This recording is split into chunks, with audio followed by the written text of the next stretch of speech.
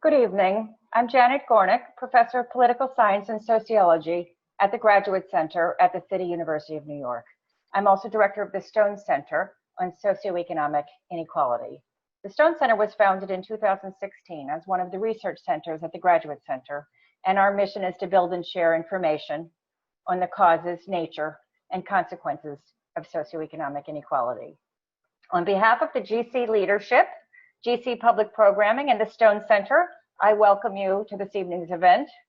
To our large audience, we all regret that we can't see you and we can't hear you, but we know that you're there and we're grateful for your attendance. The last 4 months have been an extraordinary time in the United States and in many other countries as well. We've grappled with an unprecedented and devastating pandemic, one that has wreaked its havoc unequally. Then in May, the country witnessed the murder of George Floyd, and that set off and catalyzed a large movement, a new movement for racial justice. We're here this evening to reflect on all of these events. We're going to focus on the gaping disparities in race and class that have driven so many into the streets, and we're going to examine prospects for policy and institutional reform that could create a more equal society. So let me take a moment to tell you what to expect. In about 2 minutes, I'm going to introduce our three panelists who you can see now on the screen. And then I'm going to moderate a conversation among the three of them for about 45 minutes. We're going to start with a general conversation about the interconnectedness between COVID-19 and many facets of socioeconomic inequality. And then we're going to turn to a broader discussion, a larger set of questions, more long-standing questions on racial economic gaps, and we'll close with a conversation about prospects for change, for institutional and policy change in the near future, and to the extent that we can in the further off future as well. During the last 10 minutes, we're going to take questions from the audience. So for those of you joining us from Zoom, I'm going to remind you, joining us on Zoom, I'm going to remind you at about 8:15 that you can put in your questions. And please do that using the Q&A function in Zoom, not the chat function, and I will see your questions on my screen. During all of this, we're going to keep our fingers crossed that the technology is going to work as it should. I'm really honored and pleased to introduce these three commentators, all of whom have had much to say for many years on the topics at hand. Darrick Hamilton is Executive Director of the Kirwan Institute and Professor of Public Policy, Sociology, and Economics at Ohio State University. He is, as many of you know, a frequent commentator on national television and radio, and now he's serving as a member on the Biden-Sanders Unity Task Force. Paul Krugman, Nobel Prize winning economist, is Distinguished Professor at the Graduate Center, a core faculty member in the Stone Center, a New York Times columnist, and author of many books, most recently, Arguing with Zombies, Economics, Politics, and the Fight for a Better Future. And Eduardo Porter has a long career as a financial and economics journalist. Now he's an economics writer for the New York Times, and he is author of the recently published American Poison, How Racial Hostility Destroyed Our Promise. So Darrick, Paul, Eduardo, welcome. Welcome to the Graduate Center. For all three of you, I should say welcome back to the Graduate Center, and let's get started. As I've spoken with you all in the last few days, you know that it's an enormous topic, and I've organized our questions more or less into 4 parts. So let's begin by setting some context and talking about COVID itself and inequality. Shortly after the pandemic hit the epicenter in New York City, a lot of commentary began to emerge, and we heard from journalists and activists, healthcare workers, epidemiologists, economists, and they all made the same observation, which is that COVID was in no way the great leveler. To the contrary, the virus was devastating low-income communities of color. Rates of illness, hospitalization, and death hit unequally. And when the economy went into lockdown, into, Paul, what you've been referring to as a medically induced coma, racial and income disparities in job loss, in layoffs, and in earnings losses began to compound the inequalities in health and mortality that the virus itself had brought. So let me ask a few questions about these observations. I know you all have heard them, and I know our audience has heard them as well. Has the story of COVID-19 and inequality been reported and understood correctly. Is there anything about these COVID-related disparities that surprised you, or have these unequal consequences been essentially entirely predictable to the extent that any of us could predict the consequences of a pandemic? Have these observers missed anything crucial? Will the pandemic introduce new forms of inequality that we've yet to see? Darrick, can you get us started? Sure. So any surprises? The United States economy is such that it's typically the case that Blacks are the first fired and the last hired. So perhaps something that was surprising, and it's related to Paul's comment about a medically induced coma, with the dramatic stop of the economy and so many people being unemployed, we didn't get the phenomena of racial dispersion and unemployment initially. But as the economy starts to open back up, what we are observing is that the Black unemployment rate remains high and the white unemployment rate is slowly ticking down. Now, let me be clear, we have an unemployment crisis, broadly speaking, period. But it is still the case that Blacks fare worse than whites. And probably the most paramount indicator of that is mortality itself. And when we look at something that randomly hit us, a pandemic, and seeing its racially disparate effects, especially in terms of mortality, I think that's indicative of a failing economy or failing society or failing social safety net. And last point I'll make is that the social safety net and people's economic security begins and ends with their asset position and their wealth position. So it is because, in my view, that we're so disparate along who has wealth or even liquid wealth. The pandemic is certainly going to hit us differently in terms of preparedness to even have the ability to separate from your job if you have a pre-existing condition and you know you're going to put yourself at risk if you're in that category of essential workers. If you have no wealth, you have no choice. You got to go to work. Eduardo? Well, just to address the, whether this is a surprise, the distribution of the impact of COVID-19, in my view, was entirely predictable. The most vulnerable always suffer most. And this is not the first time that an unbiased natural calamity, as it were, exposes the inequities in the social, economic, and political arrangements that exacerbate existing inequalities. So yeah, who gets hurt? The low-paid workers in service industries that are shuttered by the epidemic. In most of urban America, those are largely workers of color. Those are the most likely to have lost their jobs, as Darrick was pointing out. I was looking at recent data. 30% of workers in the bottom quintile of earning had lost their job by the end of May. It's an astonishing number. And those who kept their jobs, those providing essential services are less unlikely to be able to work from home.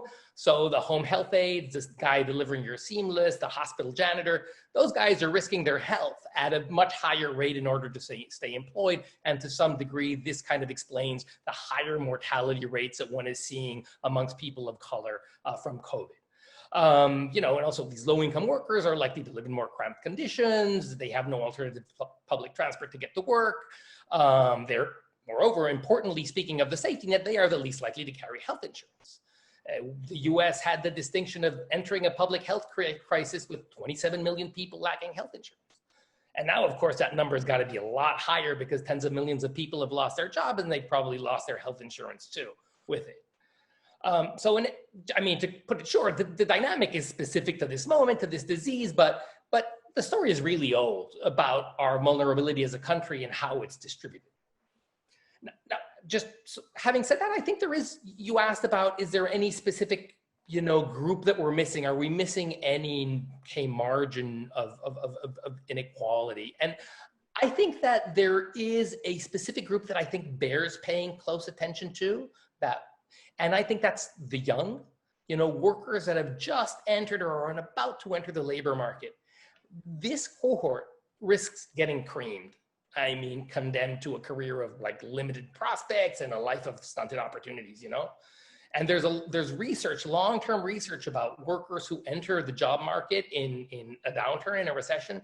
They have really worse lives, they have shorter lives, they end up killing themselves at higher rates. So I really do think that this merits particular attention. But my broader thought is, this just shows the inequities of our society. And even though the virus is unbiased, the outcome is certainly not. Paul, do you want to jump in on this? Yeah, just a quick thing to say. This is a totally weird. This was not at all the crisis that we were thinking about, but oddly, it's not an especially puzzling story. I mean, they would, given the premise that we suddenly have a pandemic and the things that we did to deal with it, things have played out pretty much how you would have expected. The inequality aspect of it has been so far a little bit peculiar. As Darrick says, it's at least initially the racial imbalance was not as great as it is in a standard recession. So normally people of color are first fired, last hired, and that may be starting to reassert itself, but the unemployment rates were not that hard.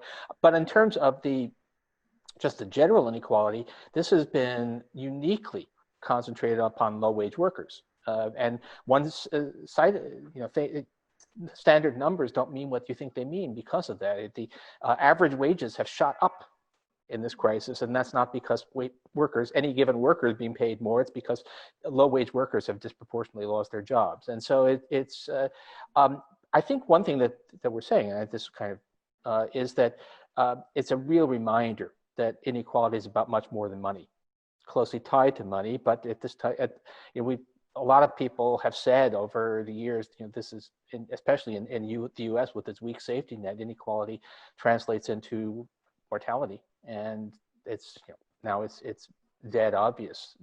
There we are, unintended wordplay there, but it's been spectacular, and I think we understand what's going on. The question is whether people who are going to be making policy decisions understand or are willing to understand what's going on. We're going to come to policy in just a moment. Thank you. I'll just add there was a piece in the New York Times today about the potential closure of small businesses, and Black-owned small businesses were predicted to close. Their owners are predicting closure at 2.5 times the rate of white-owned small businesses. So it's not just wage and salary workers. Let's turn to policy for a few minutes. A lot has been said about the federal government's response to the spreading illness and to the ensuing economic crisis. I want to focus our attention on the legislative response. We're gonna leave aside the executive branch response for a moment, I think, just out of mercy for us and the audience. So let's focus on legislation. So some enormously important pieces of legislation were passed and signed in March. The Families First Coronavirus Response Act was signed in early March, and that provided $100 billion to support, in particular, paid sick leave, family and medical leave, and also unemployment benefits. And then came later in March the CARES Act, which was a $2 trillion measure described as the largest emergency relief act in the history of the United States. And that provided aid to businesses, including the much discussed Paycheck Protection Program and multiple forms of relief for individuals. So in any case, a lot of commentators, including progressives, have argued that this was actually a surprisingly impressive package in terms of both magnitude and content, and the commentary has been somewhat favorable. So what's your assessment? What was done right? What is inadequate? What was missing? And have these national measures actually mitigated or exacerbated the inequalities that we were just talking about? Paul, can you? Yeah, so I'm going to focus mostly, I think, the important one there is the CARES Act. I mean, there was some good stuff in the previous stuff, but it was obviously much, much smaller. The CARES Act is the big money. And I guess I end up grading it on a curve. Compared with what you typically expect for the U.S. response to crisis, the CARES Act was a lot better. I mean, there's a lot of things in it that are bad. There's a lot of money was handed out to businesses in ways that are non-transparent and are being made non-transparent by the administration. No doubt we will find that there was a lot of corruption and cronyism involved in the disbursement of loans and so on. But that's all in a way secondary. We're not actually short of money, and the relief, above all, the expanded unemployment benefits, both in terms of an expanded range of people who are entitled to collect benefits and in terms of enhanced payments, has done an enormous amount to mitigate this. I mean, we had at its peak. Lots of questions about the labor force data, but we are still at Great Depression levels of unemployment. And we are experiencing a lot of suffering, but not Great Depression levels. And it's because the unemployment benefits have flowed and they're pretty generous. We had huge problems initially in disbursement. Those are gradually, not fully worked out everywhere, but they're gradually being worked out. And that's been an enormous godsend. And it's both mitigated suffering. So you want to think of this stuff as not, people keep saying stimulus. It isn't mostly, it's mostly disaster relief. But it's been, it's disaster relief that has been more effective than you might have expected. It's probably made up the majority of the direct wage losses have been made up for by unemployment insurance. It has also helped sustain. One of the great fears has been that we have a spillover, that people lose their jobs in contact intensive sectors and then they can't spend on other things, and it spills over into a generalized slump, which has mostly not happened. And the reason it has mostly not happened is probably the benefits. So, for America, given our history, given the way we've dealt with past crises, we've done surprisingly well, essentially because the House forced it to an adequate set of measures. Now, a lot of this stuff expires. In particular, the expanded unemployment benefits expire at the end of next month. And there's no way we're remotely ready to withdraw that support. And so everything depends upon whether we continue doing the good things that we've done so far. I might add that the leave provisions expire in 12 days. That's right. So that's worrisome.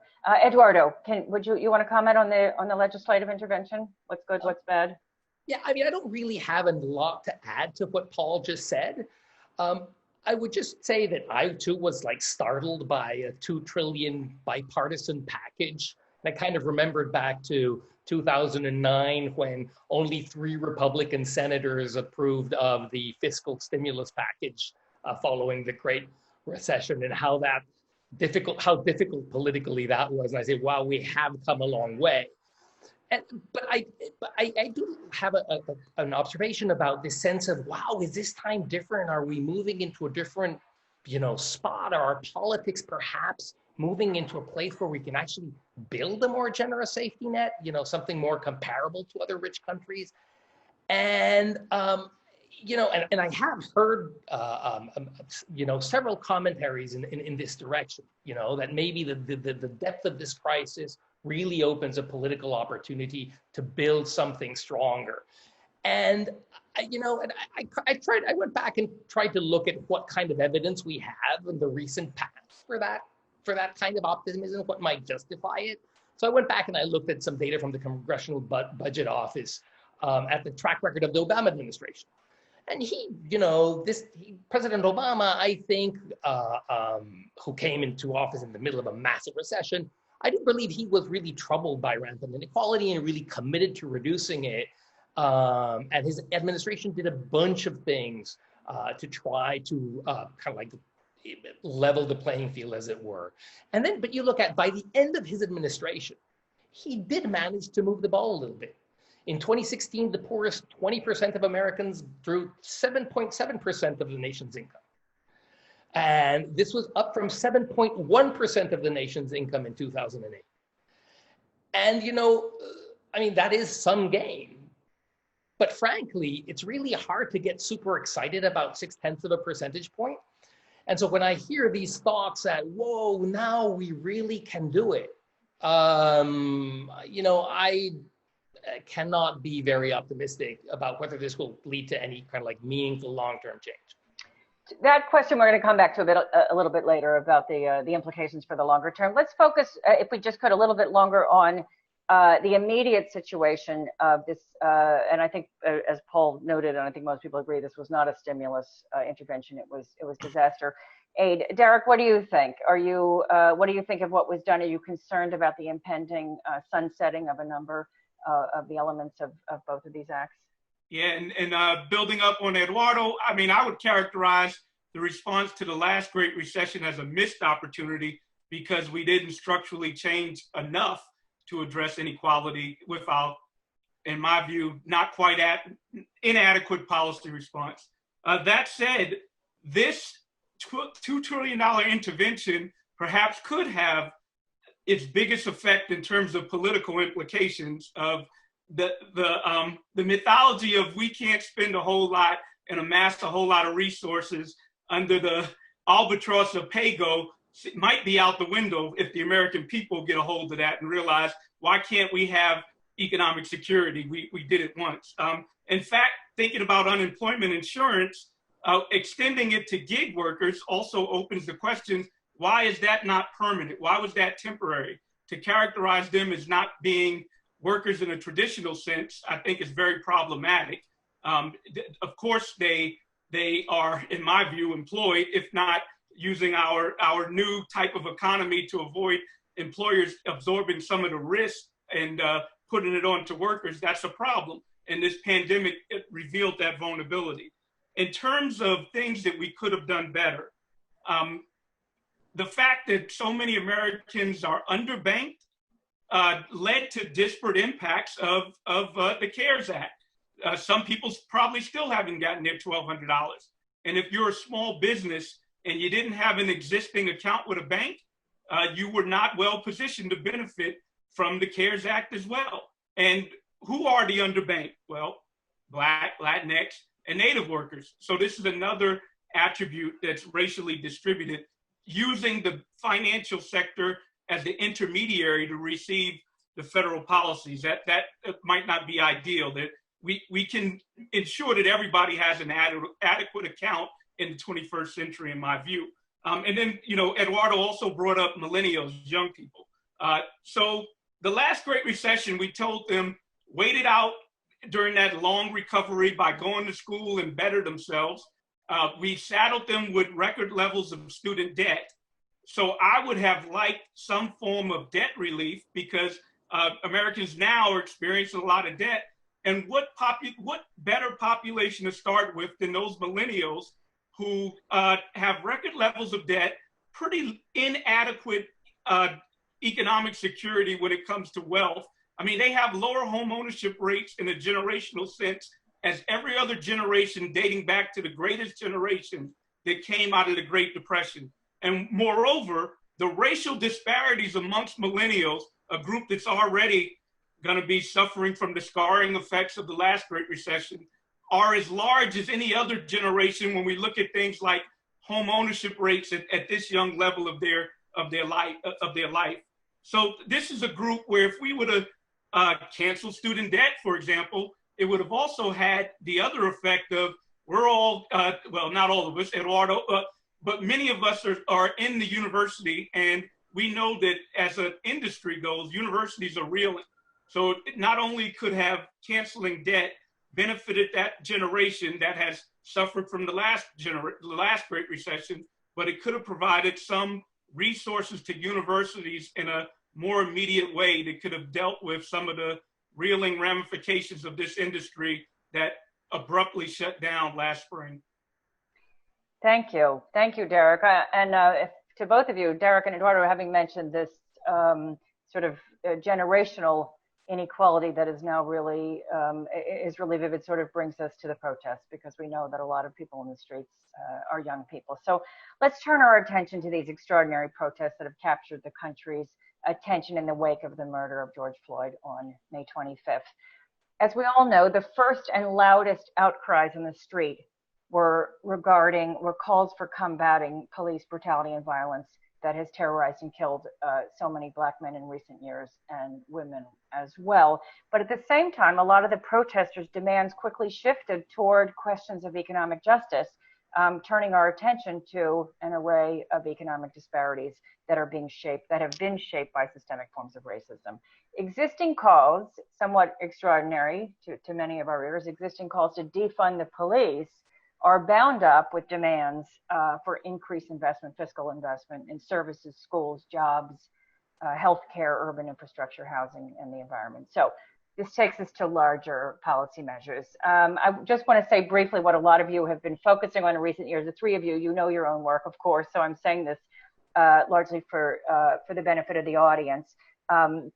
You've all written about policy issues for a long time. Eduardo, in your new book on racial hostility in the United States, in the closing section on the future, your policy chapter, if you will, You emphasize the need for policies that would reduce residential and schooling segregation, and in further focus on education, you shine a light on one of CUNY's community colleges, describing it as a beacon of hope. Darrick, you've written for many years, been a really unique and impressive voice about policies that could mitigate racial wealth gaps, focusing especially, as you obviously know, on baby bonds, on various forms of reparation, and more recently on guaranteed jobs. And Paul, you've written forever about holes in the safety net, especially the failure of the US to enact a truly universal health insurance. So you've all been talking about this, but in some sense in different parts of the solar system of policy. So for each of you, I want to just engage in a thought experiment now, say for the next 10 minutes.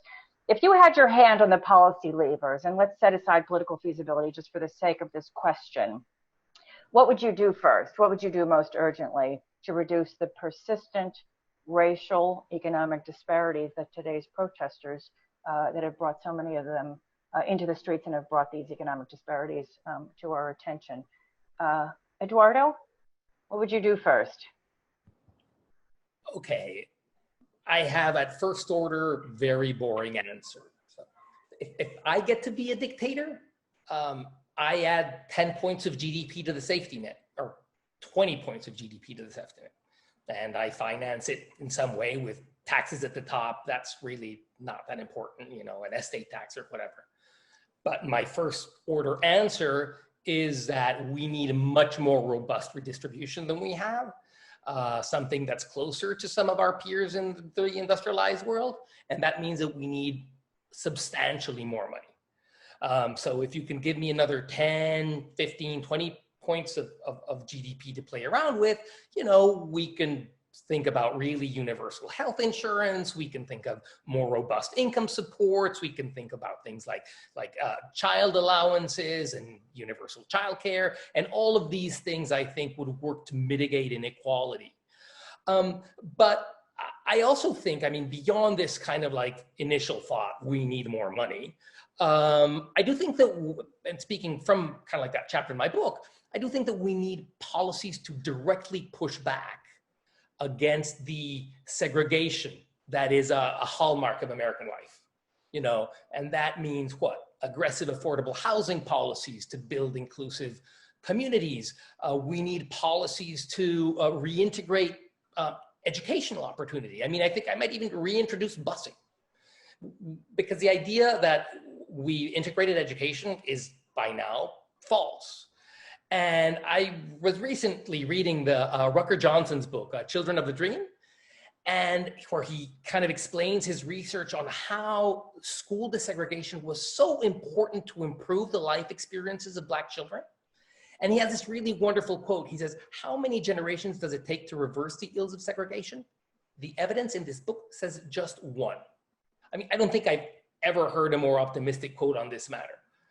But you know, as I say this, and Janet, you'll forgive me for breaking the rules, but I kind of think it makes little sense to think of this in the abstract, wishing away the political constraints, because I think that racial violence, segregation, discrimination are political acts. You know, so what's happening in education, you know, despite all this evidence of the gains available from educational integration, schools are in fact resegregating.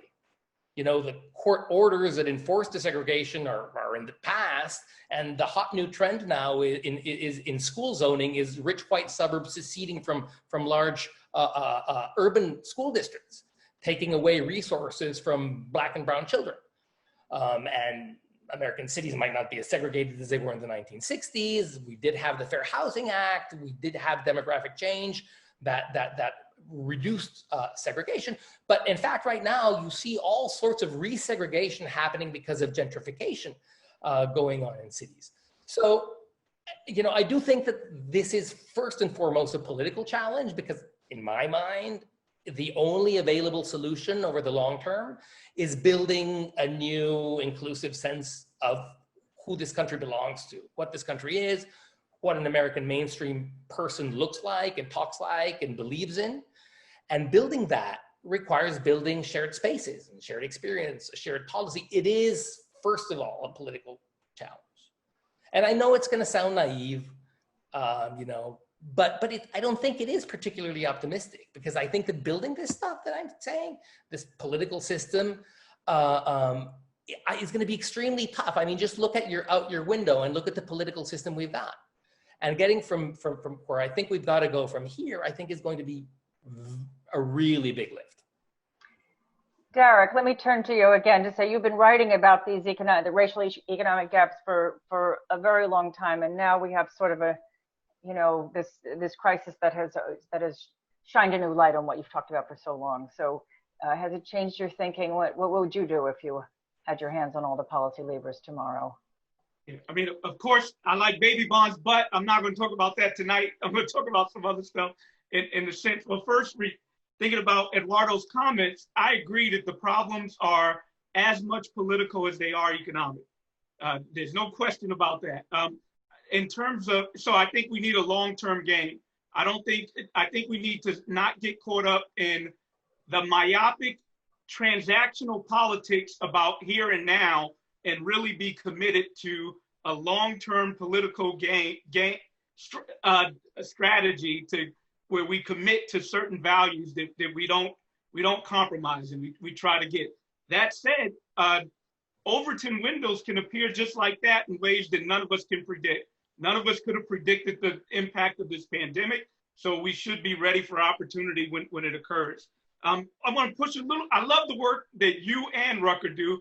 I think it's a tremendous contribution, but I'm going to push back a little bit and say that underneath school integration is the key issue resources, because what also is problematic is integration into hostility.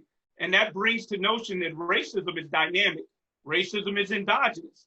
So integration alone is not the panacea from my perspective, because, and I know you agree with this, that we're not talking about integration into hostility. And if we just had integration, there is that risk that you're I mean, even in our schools right now, we know that all the high achievement classes, when schools are integrated, are predominantly white, where Black people are segregated within school in the remedial classes. So we need to have a change in our values where we're not willing to accept the immoral benefits that come along with privilege based on one's identity, for a solidarity movement that's grounded in justice, grounded in morality, and grounded in our common humanity. In terms of my one policy, there is no silver bullet. We all can agree with that. There's but I'm from the framework of we need economic rights. We need to shield vulnerable people and all Americans from some of the predation that comes around with the for-profit motive.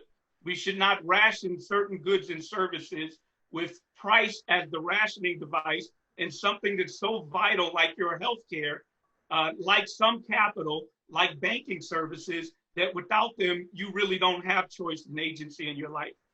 So if in this moment, I certainly agree with Paul's assessment of a medically induced coma, love that metaphor. So we should shore up aggregate demand, keep people in place in their jobs when they are employed.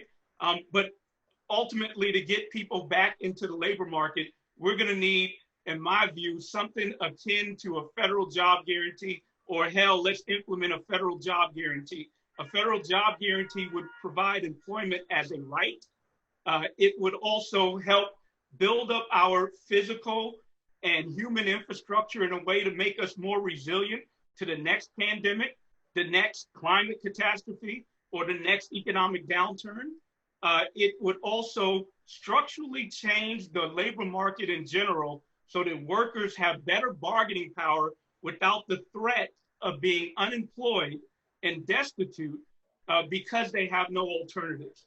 And it would certainly have racially just effects as well, because with that vulnerability, as last thing I'll say, and I know I'm rambling on, we kind of began this talking about, in terms of racial disparities, this was somewhat different in that the unemployment rates, we didn't have the 2-to-1 rates that we generally have, Blacks versus whites. Well, that's because there's universal despair with regards to employment, but the last hired would probably still kick in, and to avoid that, a federal job guarantee would make sure that the right to employment is assured for everyone, regardless of their race, gender, or economic circumstance. Thank you. Darrick, you're modestly not mentioning that you've just written a policy paper on this with a colleague, I think it's Daniel Carpenter, am I right, which lays out this argument for a jobs guarantee, but I think more importantly, describes what the jobs would be doing with a really ambitious plan of infrastructure development that itself has equalizing effects. Paul, what are your thoughts on policy? Yeah, I think I'm very much in the same place as Eduardo and Darrick. Just to say, I mean, I have to admit, in my career, I've never thought very much about racial disparities per se. Always just sort of in the broader context of inequality, and of course there is a specifically racial component. That said, I think a lot of, and I think this is what Eduardo was saying, a lot of what you would want to do is stuff that would be good for inequality in general, and because of the way our society is, would in fact disproportionately benefit minority groups. The two things I think that Eduardo is after these quite very things that are specific, that don't just fall under the general heading of stronger social safety net. One of them is housing. We have an atrocious situation where restrictions on home construction have priced, a lot of the segregation is, it's economics and it's overpriced housing, but it has the effect of segregating us as well. And so we need somehow it's got to be top down. The local communities are going to, NIMBYism it's a huge problem, unfortunately, in places that are otherwise, kind of progressive. California does a lot of great things, but it also totally restricts the construction of housing for people who need it. And public housing. We screwed up public housing in the past, but it doesn't have to be that way. And in fact, the matter is that housing is so important, and where it is so important that we should have a national policy on that. Political reality, but there might be some way to do that. The other thing is schools. We should be like European countries that have a national school system with common resources and common standards. The system we have now, where people can self-select into high resource school districts in places where the people who are the wrong class and the wrong color can't afford to live, that's a terrible thing. And whether we actually need something like return of busing, I mean, but I think you start with the question, well, how do we make sure that the resources are there so that the resources and the standards are there so that it becomes a national responsibility to provide an adequate education to everyone. And beyond that, there's more, but we're already talking a hugely ambitious agenda, and if we can, we do what we can. I mean, I think the imperfect partial solutions can still make a huge difference. Okay, thank you. Let me just pause for just a moment and remind the audience that it's time now to put some questions in if you'd like to. I can see already on my screen that they're accumulating in the Q&A. So again, put them in the Q&A option in Zoom, not in the chat option. This takes us to the time to turn to what is essentially the last topic, the fourth topic or question that I wanted to raise. Eduardo, you already sort of foreshadowed this. Every day, I'm sure we're all listening to probably too much news and commentary from every direction. And every day we're hearing someone declare that the current moment is an inflection point. It's an inflection point. We hear this is different. The protesters are so diverse and support is so widespread. We've never seen this before. This social movement, this multiracial coalition won't weaken anytime soon. It's inevitable that institutional changes will follow. Is this an inflection point? What do you all think? Are these protests a departure? Are they really a departure from the past? How, if yes? And what do you think the future holds, near term and far off, in terms of policy and institutional reforms that could actually mitigate racial inequality? What do we make of this powerful current moment? Darrick? So to answer the question directly, I don't know. I don't know if this is an inflection moment or not. But here's some of the things I think I know, maybe I don't, is that it appears that there is a greater willingness for a solidarity movement beyond one specific identity and specific issue at hand. When I see that Black Lives Matter is attracting a broad range of people, when the Me Too movement attracts a broad range of people, when the fight against fossil fuels takes a broad range of people and it becomes global. I mean, let's also add context. We've had 45 years of growing inequality, and the rhetoric around trickle down, and the rhetoric around government is bad, and the role for government should be to discipline bad behavior with the proper incentives so that they can behave more market-like. There's something about young people that are rejecting that. There's something about young people that are putting justice first and saying, we don't care. We know that this outcome is problematic, so we're focusing on the outcome. The outcome is in and of itself immoral, and we want something different. So I'm hopeful in that regard. And then let me say lastly that at the core of both our politics and our economy is race. That race can't be treated as an issue. If you think about, I mean, I'm not telling anybody anything that they don't know when they think of, when I talk about the iterative nature of politics and economics, that those at the top can capture the political domain because they have economic power, and likewise, political power can fuel economic power. But the ingredient in that relationship that we need to understand if we're hopeful to make change that's going to be sustaining is the ability by which people are stratified based on cursory identity. And in the American case, it's race, and it has always been race. When we're able to get beyond that and stop being able to seduce the masses with some relative positioning to be able to say, I'll build a wall to keep out Mexicans, so that is what you're selling them as we have growing inequality and growing despair. That's when we have the game changer. And I'm hopeful, in a lot of ways, proud of the young people because they seem to be moving in that direction. Eduardo. Well, nobody ever accuses you, Eduardo, of excessive optimism, but let's see what you're thinking. So, I mean, to your question, are we at an inflection point? I would say yes. Is it going to take us in a different direction? I'm not really sure. I don't really think so, in fact, because the historical parallel that I can see, comparing this moment to this other moment of civil protests on the streets of urban America in the late 1960s, it doesn't inspire in me a lot of optimism, you know? And so here's a parallel that I draw and that I think is determining our political direction. In the late 1960s, we were also at an inflection point. What was the inflection point? It's, you know, the civil rights legislation that had opened the doors for African Americans to the bounties of American citizenship for the first time in forever. You know, we had the Civil Rights Act and the Voting Rights Act and the Fair Housing Act, you know, kind of like inviting African Americans to share spaces that whites had considered their exclusive preserve. And this freaked out white voters.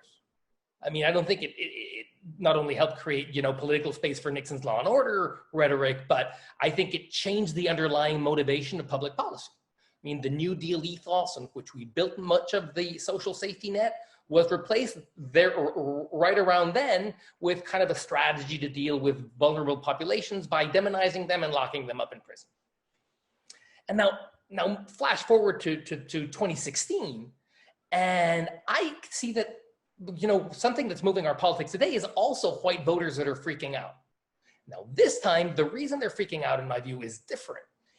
But they're looking at how this country's demography is changing. They look at how the people in this country is changing and how this is going to challenge their heretofore uncontested hold on political power. You know, white voters are going to lose their status as the majority of the population in the early 2040s.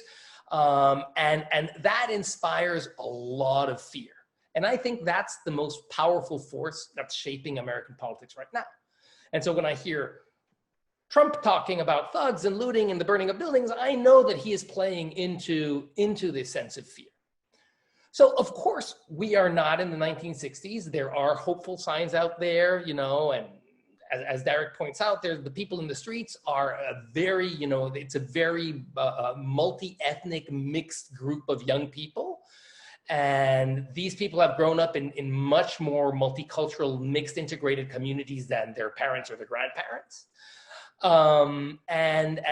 It's actually quite inspiring to see, Blacks and whites and Latinos marching together. But we got to remember that older, more conservative voters tend to turn out in presidential elections in higher numbers. And I wouldn't find it crazy that the political fear inspired in older white voters pushes Trump over into victory again.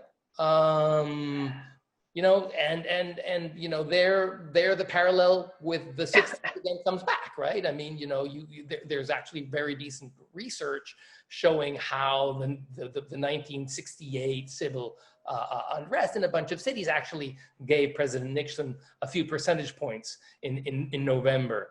So, just to end on a happy note. Excuse me, you're distressing my respiratory system. Paul, are we at an inflection point? What is your take on that? Okay, so I'm going to be the optimist here. With, of course, nobody knows, but and I think the really important point is not so much the demonstrators in the streets, although that's a wonderful thing to see, but the general public reaction, at least so far, seems to be wildly more positive than one might have expected.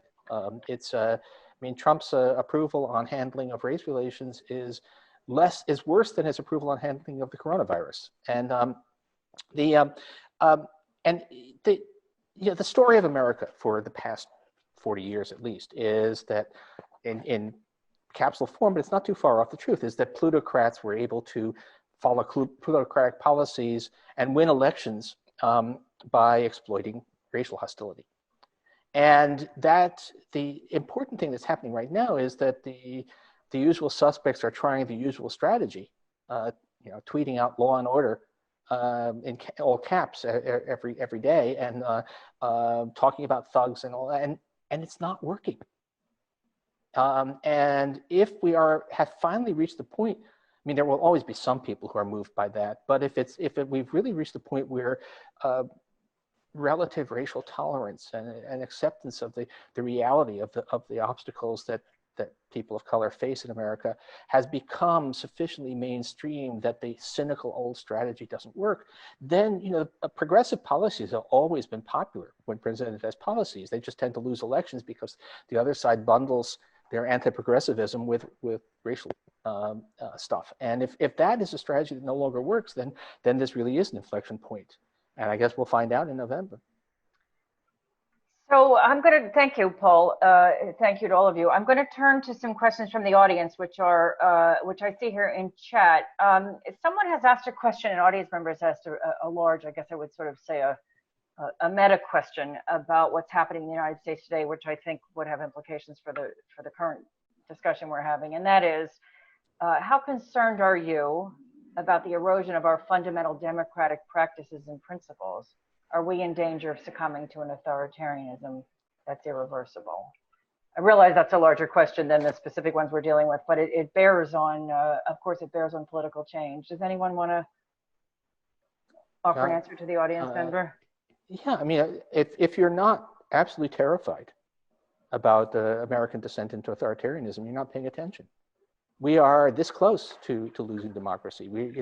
I was, for complicated reasons, I was following the Hungary story long before anyone else, before it was widespread. And there we've seen how easily a country that's still a democracy on paper can slide into one-party authoritarianism. And that we could be there by the second week in November, quite easily.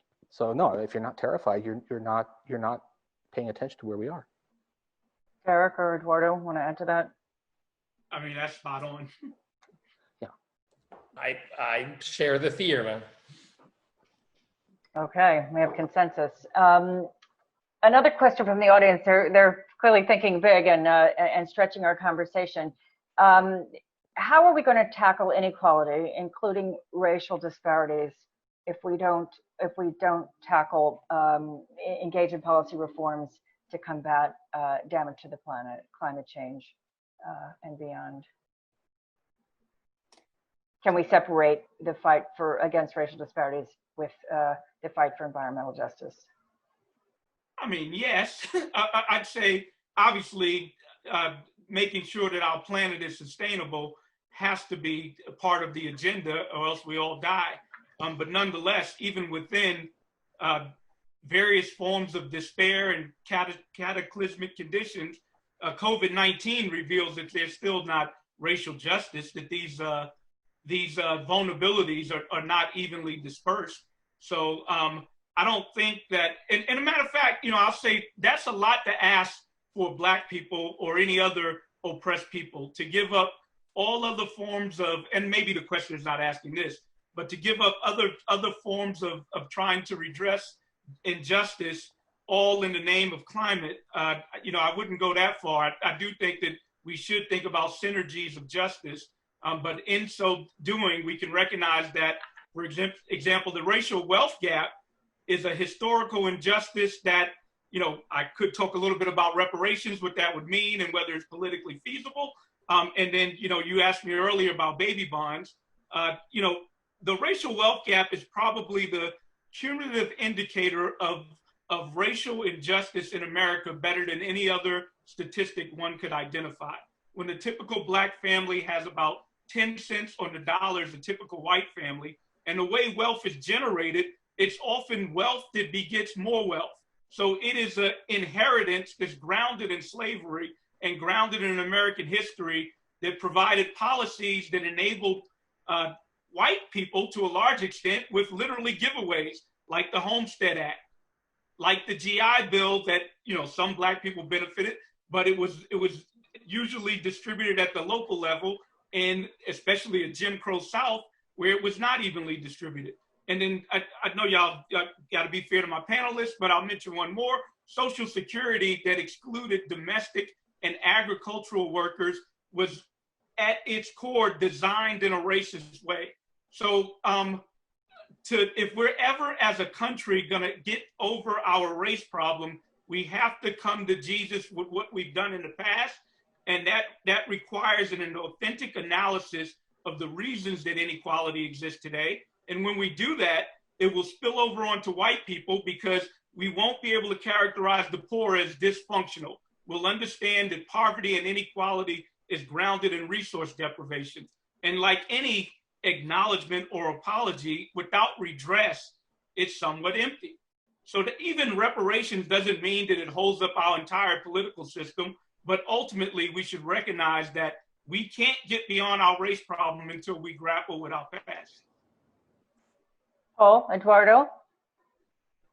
I think I'm agreeing with Darrick here, but I would argue that like COVID, climate change is going to hurt the most vulnerable first and most. Agreed. And so we do have an issue of this unbiased natural disaster really exacerbating our pre-existing inequities and creating, more of an inequality problem. But I would also agree that the solution to these issues are not necessarily collinear. They can be seen as orthogonal, and in some contexts, they can be seen as in opposition. So I'm just thinking, blowing this up to the international context, it turns out that a lot of the poorer countries that actually, for whom economic development is a first order imperative, are the ones that have more of a problem with the proposition that you have to get rid of all the cheap energy that we've used heretofore and to change it for some other, like, more expensive and more unreliable source of energy. And that's going to require an enormous capital investment. So I would argue that, I agree that we need to combat climate change, and hopefully we can do it in a way that is actually conducive to more equitable outcomes. And I'm guessing that there are plenty of ways to do that, but it's not obvious to me that that solving climate change is the strategy against inequality. And I can find moments where these two things are in tension. So Paul, let me ask you this question. I'm combining actually two questions from two audience members that are similar. Can we really make progress in reducing racial disparities and also achieving economic justice within a system of capitalism? So I mean, what is capitalism? I mean, if we think that it's an economy where most, though not all, productive activity is carried out by the private sector, and where the incentives come from the prospect of personal gain. I mean, then Denmark is capitalist. The Nordic countries are capitalist. And there really is, realistically, nobody thinks that let's put it this way, I don't think that there's any realistic alternative to a mostly market economy. And so we know that it's possible to have a lot of social justice within that framework. Denmark, I guess, is everybody's favorite right now. They have, by most measures, the lowest inequality, and they have it both. It's not just that there's redistribution through the welfare state, but they also have highly empowered workers. And it's not utopia, but it's a pretty decent place. And there's nothing inherently contradictory about having sound environmental policies, a lot of racial justice, while still maintaining a market economy. If we have to totally dismantle the way we do the economy to do anything about racial injustice, then we're not going to do anything about it. It's so I think that's just too that's making the not even the perfect, it's making the utopian the enemy of the good. That and will a market economy, will a capitalist economy always still have some injustice, possibly, and probably some racial injustice? The important point is to have a society with a lot less than we have right now. You're making the case for social democracy, as I understand you. I'm a social democrat. Social democracy is a highly imperfect system, which is also the best system that humanity has ever devised. And I say go with it. Darrick, and Darrick or Eduardo, we have 1 minute left. What are the prospects for social democracy in the United States? Darrick, jump in, man. All right, then we'll have 2 minutes left. Okay. Eduardo and then Darrick. No, I thought Darrick was. Sorry, Darrick, go ahead. Go. Yeah. This is definitely up your alley, I know. Well, just to add on to Paul's point, which I agree with, that we use terms thrown out there like capitalism and socialism perhaps too often. And he pointed out a seemingly socialist country that has a lot of capitalist structure. But even in America, when the elite is able to capture the politics of our nation and structure the rewards in their favor, whether or not the markets have determined it, is not capitalism either. That's simply capture and plutocracy. So, what I'm talking about, and I think others as well, is an economic rights frame and that some people can characterize that as social democracy, where we ensure that people have the adequate quantity and quality and access to the most vital goods that they need to thrive. Thank you. I'm sorry to say that it's my duty to call this conversation to a close. It's 8:30. Darrick Hamilton, Eduardo Porter, Paul Krugman. Thank you. Thank you.